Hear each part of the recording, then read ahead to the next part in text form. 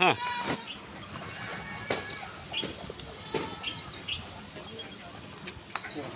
पूर्ण 8 दात झाली, पूर्ण मोठे मोठे 8 दात पडून उठले. थोडा इकडे. हां राईट. वरच्या जबड्यात दात नसतात. हां हे बघा, शेळीना वरच्या जबड्यात दात नसतात. हे टणक भाग असतो. आलं का लक्षात? हे बघा, इथे शिंग थोडं कापलेले. शेळीची निवड करताना आपल्याला अशी धष्टपुष्ट लांबट शेळी पाहायची. त्याच्यानंतर हे बघा, कास सड चांगले लांबट असावेत. हिचे अजून थोडेसे लहान आहेत. लांबट सड असावेत, टोकदार अशी.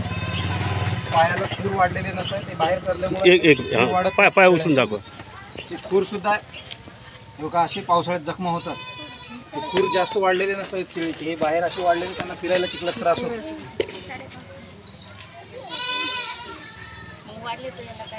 खूर कापावं लागतं. जेव्हा आपण असे पिल्लं असलेली शेळी घेतो, एवढे किंवा याच्यापेक्षा मोठे लहान पिल्लं असलेली, त्यावेळेस दोन्ही पिल्लं त्याला प्यायला सोडून द्यायचे मोकळे. तिचाच असेल तर ते पाजते, नाही तर दुसऱ्याचं असेल तर पाजत नाही.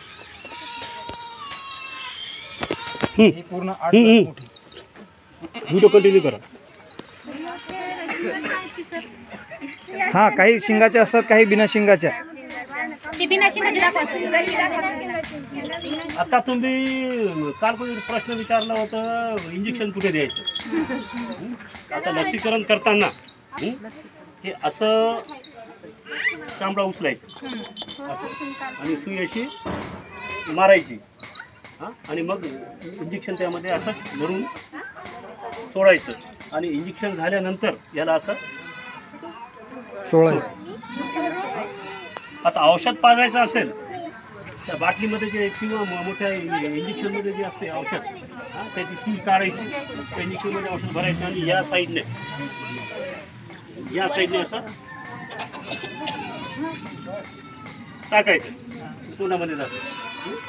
आणि शेळी धरताना असं पाठीमागून असं इंजेक्शन देताना हे इकडे पाय इकडे पाय. आता मी करत नाही, मला असं धरून असं केलं तर शेळी हलत बी नाही. या प्रकारे ठीक आहे, असं धरायचे. हालत नाही, बाजूला त्रास होत नाही, सांडत पण नाही. असं वर उचलायचं आणि पाजायचं. हे असं धरायचं. आणि हिला जे औषध आपल्याला पाजायचे, इथून जबड्यामध्ये इंजेक्शन सोडायचं एक बाजूला आणि पाजायचं. आणि कुठलंही औषध पाजताना लहान पिल्लू असेल मोठं असेल, ही मान याची असं उंच राहू द्या. खाली करून पाजू नका. असं उंच मान राहिली पाहिजे, जेणेकरून त्याला ठसका लागणार नाही. लहान पिल्लाला ठसका लागला तर पिल्लू मरू सुद्धा शकतो.